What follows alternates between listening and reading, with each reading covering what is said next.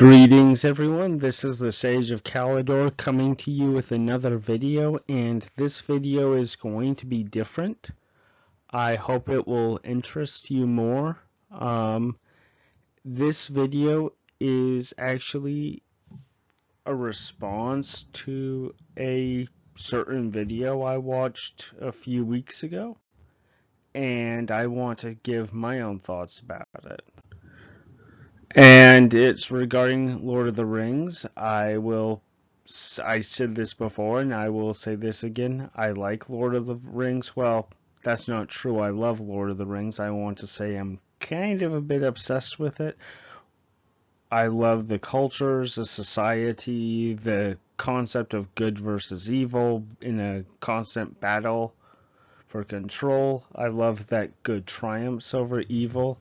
Reading the books, I find the language rather beautiful in itself, and when Peter Jackson made the trilogy, it was quite wonderful.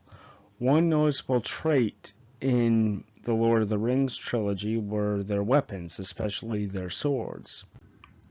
And this is where Shadiversity comes in. Shadiversity is an excellent channel. I would recommend it, and this right here is the video that I watched. Are Lord of the Rings sword actually good? I warn you, this screenshot is a bit misleading. He made several videos up until then, but still recent enough. It is really good and I would recommend it.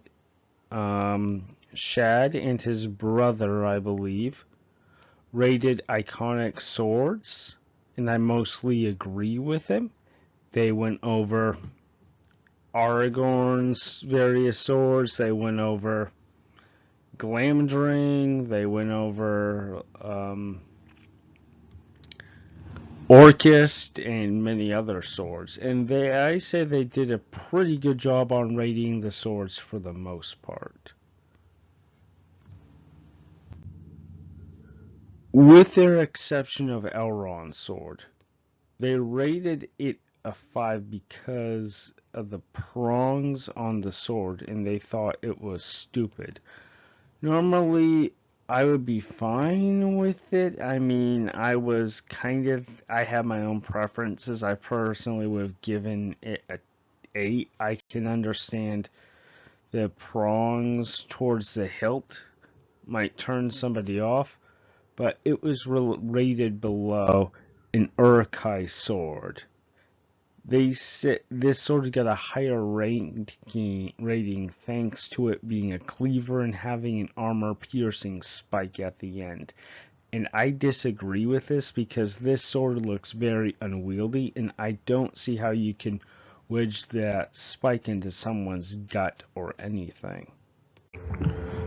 So here are my thoughts on the sword. I like its design. It looks very good. And I believe this sword can move very fast, and it is, compared to the Uruk-hai sword, I can wield this sword with few problems. It fits my more light-built form. And Shad in Shadiversity thought this sword looked good, but it was these prongs at the end which annoyed him. Shadiversity said this had no functional purpose, but in this case I disagree. If you look at these prongs, you can see they're in a good position to block sword strikes from sliding to the handle. And there are other types of sword which have a similar design. And not talking about Japanese swords, even though many people talk about how this sword looks based on it. There are actually Arab and Persian swords which have prongs in their design. Personally, I think Elrond's sword is better in the ranking than the Uruk-hai sword. And for my preference, it looks good. It's better for me to wield. I believe it is easier to use. I am not a strong person. I would not be able to wield the Uruk-hai sword, and with it making it harder for me to like move things like a repeater, thick, heavy cleaver, I will become exhausted very quickly, and as a result, Elrond's sword works for me, but as a result, Elrond's sword works for me. And this is a picture of someone close to my size range, and as you can see from these pictures, it fits well for me. And you can see the uses with the sword like this. I can wield it with one hand. With the prongs, I can block. It is also well balanced. And in the movies, it was wielded by Elrond and his daughter Arwen. And as you can see, this sword is quite versatile. You can wield it with one hand, or you can wield it with two hands, which offer greater control. One thing it does not show is the potential of being able to wield this sword with a shield, especially an elven shield. And I think this is a good possibility. This shield is a very good fit for the sword because it has places where you can use the sword to thrust right in, maybe get some good cuts in before going behind the safety of your sword. And now we'll go more into the background of the sword. Elrond's sword was made in the first stage, yet other swords of the first stage looked closer to the one you see right now. This is the sword Glamdring, which was wielded by Gandalf during the movies and the book, but was first used by Turgon, the king of Gondolin. This sword looks different. As you can see, it does not look like many of the major first stage designs, but looks closer to the swords used by the elves during the last alliance. There is a reason for this. According to the Lord of the Rings book, Weapons and Warfare, Lord of the Rings, Weapons and Warfare, link in the description, this sword's name is Hadafang or Thorn Cleaver in Elven. The inscription is translated to, quick side note, I'm not mentioning it in the Elvish script because I am not good at pronouncing Elven yet. This blade is called Hadafang, a noble defense against the enemy throng for a noble maiden. The original design had one more line that was set aside for space reasons. It's translated as Edriel, daughter of the king of the hidden rock, or Gondolin. Quick historical recap. Edriel was the princess of Gondolin during the first stage of Middle-earth, a hidden elven stronghold. She served as one of her father's top advisors, and one day a man named Tuor, who I mentioned in the my Númenórean series, came to Gondolin and found eyes in the favor of the royal family and the court and the people.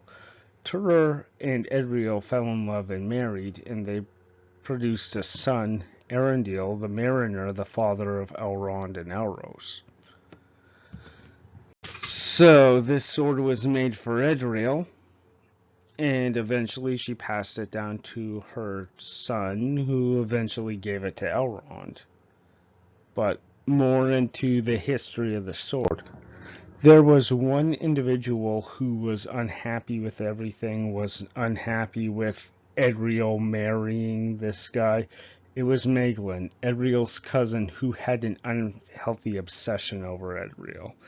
This is not just he fell in love with her, he loved her not just because they were cousins, but also he saw her as an object. And Edriel discovered this, and this made her uncomfortable. And it got worse when she married Tuor. And at some point around the time her son was born, Edriel's cousin disappeared, but he returned a few days later without his escort. Now, Maeglin was a miner, and it was assumed the escort died through a mining accident, but Edriel felt suspicious. She had good reason to, because her cousin betrayed Gondolin and swore fealty to Morgoth. Side note, Morgoth sweetened the deal by offering Edriel to Maeglin. But Edriel was not someone to sit helplessly by and wait for the inevitable. She got to work and prepared. With her husband's assistance, they created a secret passage to save as many lives as possible. In other drafts of Tolkien's work, she had a suit of armor made for both her and her son. Furthermore, in Tolkien's work, it was recorded Edriel used the sword during the battle. It is under this context Elrond's sword makes sense in its design. It was not designed to fight orc weapons or other powerful creatures like Morgoth, those gigantic long swords, and bastard swords and great swords like what Gandalf has, or maybe Orcust or Sting.